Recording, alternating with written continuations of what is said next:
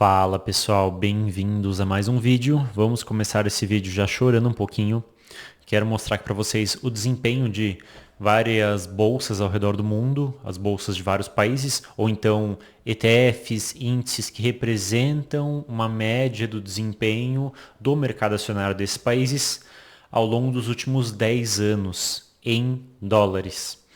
Então vocês podem ver aqui, esse gráfico mostra Bolsa Argentina em dólares, S&P 500 em dólares, Bolsa Canadense em dólares, Bolsa Brasileira e Bolsa Mexicana em dólares. Nós podemos ver que, nominalmente, bolsas como Colômbia, Chile, México e Turquia tiveram um desempenho negativo nos últimos 10 anos. Mas outras bolsas, se nós pegarmos a inflação também do dólar, ou seja, pegarmos um resultado real, de ganho real em dólar, nós podemos ver que várias outras bolsas tiveram um desempenho negativo nos últimos 10 anos.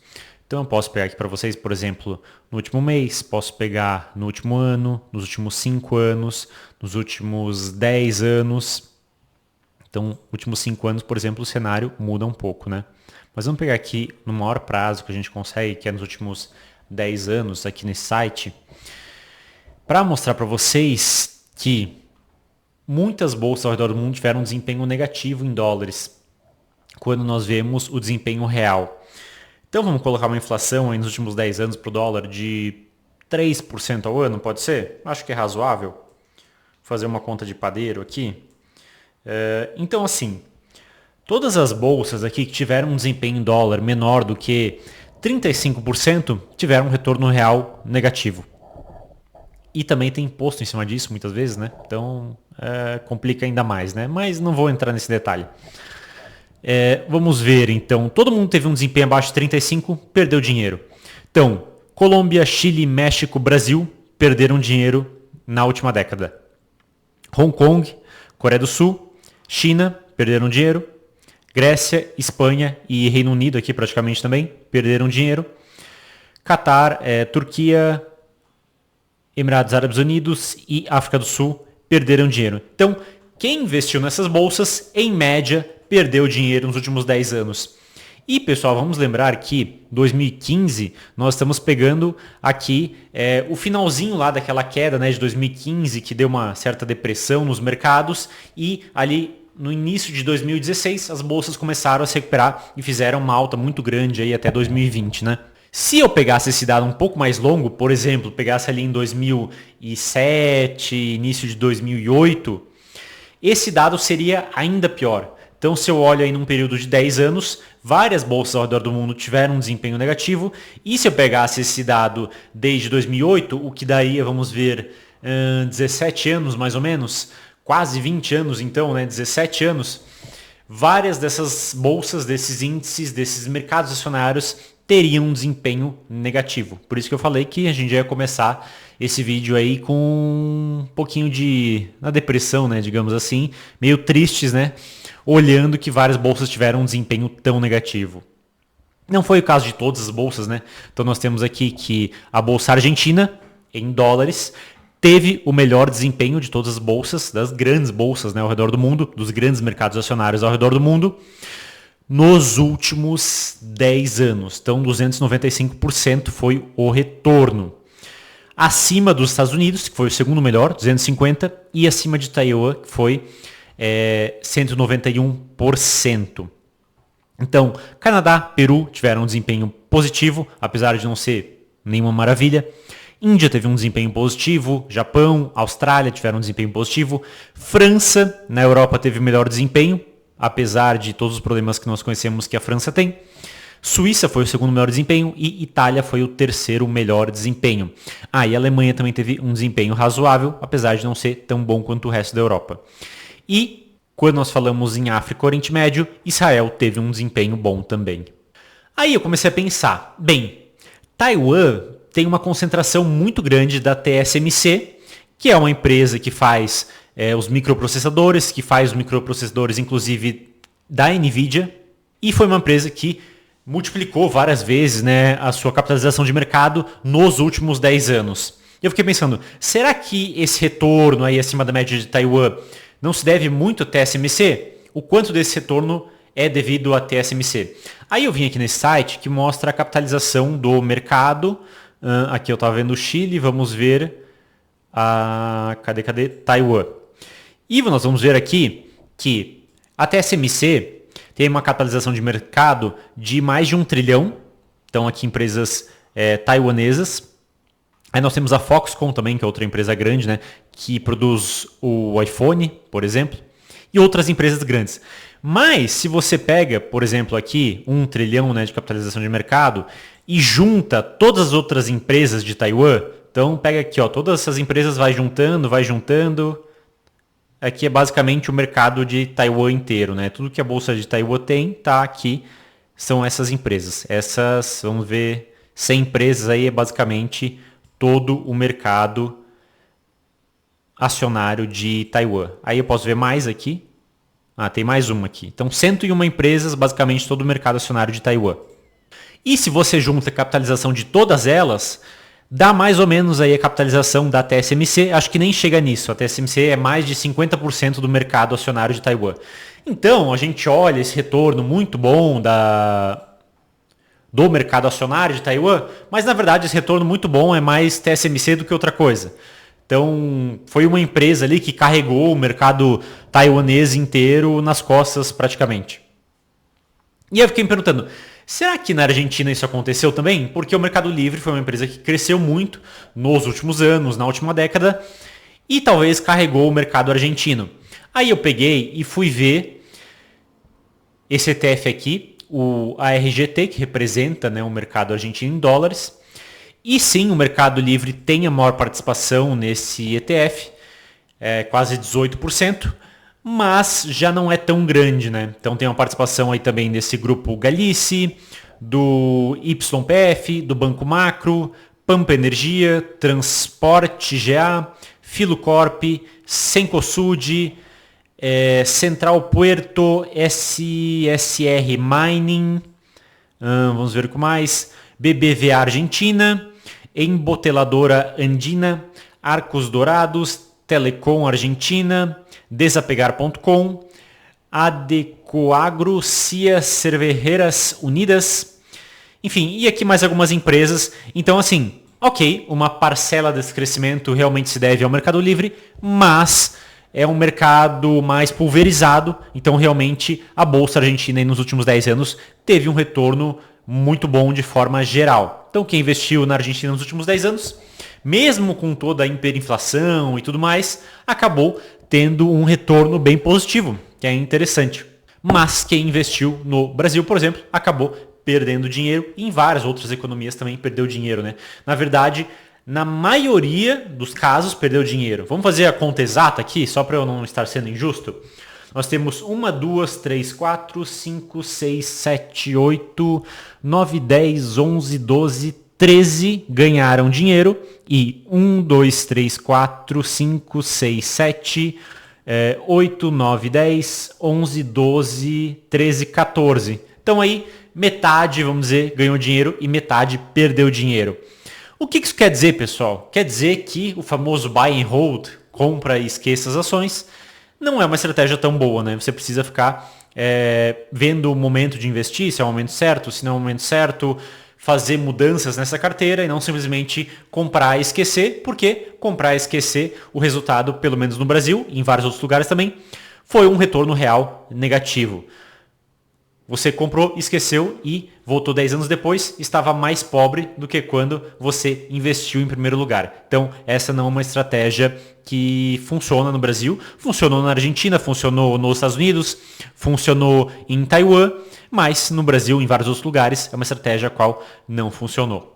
Pessoal, vamos ver agora o desempenho das bolsas ao redor do mundo. Então nós podemos ver que os índices acionários europeus não tiveram uma semana tão boa e o Bovespa também caiu um pouquinho. Mas a maioria das bolsas ao redor do mundo acabou tendo um desempenho bem positivo. Aí olhando agora as commodities, podemos ver que o Palladium, prata, suco de laranja, cacau tiveram uma semana negativa, enquanto borracha, café, milho, soja tiveram uma semana positiva. E olhando para as moedas, O real brasileiro foi o que mais se valorizou perante o dólar. O dólar index acabou se valorizando, ou seja, a maioria das moedas acabou perdendo valor em relação ao dólar. Então o euro aqui foi dentro das principais moedas aqui, mas foi prejudicada, mas a maioria das moedas acabou se desvalorizando na última semana frente ao dólar, com exceção do real. Olhando o Bovespa, podemos ver que ele teve uma semana aqui levemente negativa, né? Então caindo aí 0,23%, mantendo essa queda que já vem acontecendo aí desde o final de agosto. O Ibovespa sobe, aí mais para o final da semana ele cai, ou seja, segunda, terça geralmente sobe e quinta e sexta geralmente ele cai. Então, começa a semana subindo, depois cai. Começa a semana subindo, depois cai. Começa a semana subindo e depois cai. Então, nós vemos esse padrão acontecendo algumas vezes ao longo dos últimos 2 meses, basicamente. Quer dizer que esse padrão vai continuar? Não sei. Talvez sim, talvez não. Mas a tendência geral é de baixa por enquanto. Aí nós temos também o DI. O DI ele acabou caindo na última semana, então estava aqui a 13,3 quase, e agora está em 13 quase, né? 12,97, então quase 13. O dólar, como eu falei para vocês, acabou se desvalorizando perante o real, então foi uma queda aqui de 1,9% mais ou menos. Então começou a semana caindo. Aí quinta-feira ficou de lado e sexta-feira o dólar se valorizou um pouco perante o real. O S&P 500 deu essa porrada aqui depois da eleição do Trump. Então aqui terça-feira ele já deu uma certa alta, quarta-feira subiu muito e quinta e sexta ele continuou esse movimento de alta. Olhando agora para os juros pagos pelos títulos do governo americano com vencimento para daqui a 10 anos, podemos ver que eles ficaram bem laterais aí na última semana. Olhando para o VIX, o famoso índice do medo, que vai nos dar aí a percepção de qual que é a volatilidade que o mercado está precificando para o S&P 500, mas que também é uma média para o mercado. Podemos ver que ele continua esse processo de queda. Então, de terça para quarta teve essa queda muito agressiva. E aí, quinta e sexta, continua esse processo de queda. É interessante, pessoal, porque se nós vermos as últimas eleições americanas, aí nos 20 anos, né, nos últimos 20 anos, nos últimos até 30 anos, o que geralmente acontece com a volatilidade no S&P 500 é que ela cai durante as próximas 2 semanas depois da eleição. Então a eleição foi quarta-feira, foi dia 6, então mais 14 dias, até o dia 20 mais ou menos, essa volatilidade deveria ter um processo de queda, assim, aos poucos geralmente ela vai caindo, então deveria mais ou menos acontecer isso aqui, que na verdade não é o que deveria acontecer, mas é o que geralmente acontece depois das eleições americanas. Opa, acho que eu não cliquei aqui, vamos ver. É um processo de queda. Opa, tô tendo um probleminha aqui. Vai, agora vai. Oh, meu Deus. Pronto, pessoal, finalmente me entendi aqui com o TradingView. Então, o que deveria ter acontecido, o que geralmente acontece, não o que deveria, seria um processo mais ou menos assim, ó. Então, nos próximos dias, se nós olharmos as outras eleições, né? Obama, do Biden, também do Bush, do Bill Clinton, geralmente acontece um processo assim de queda de volatilidade. Então cai um pouquinho mais aqui próximo da eleição. Então vai cair geralmente um pouquinho mais aqui depois da eleição, mas aí a volatilidade aos poucos vai caindo ao longo das próximas 2 semanas. E o que aconteceu nessa eleição diferente foi que essa volatilidade basicamente em um dia derreteu muito, caiu muito.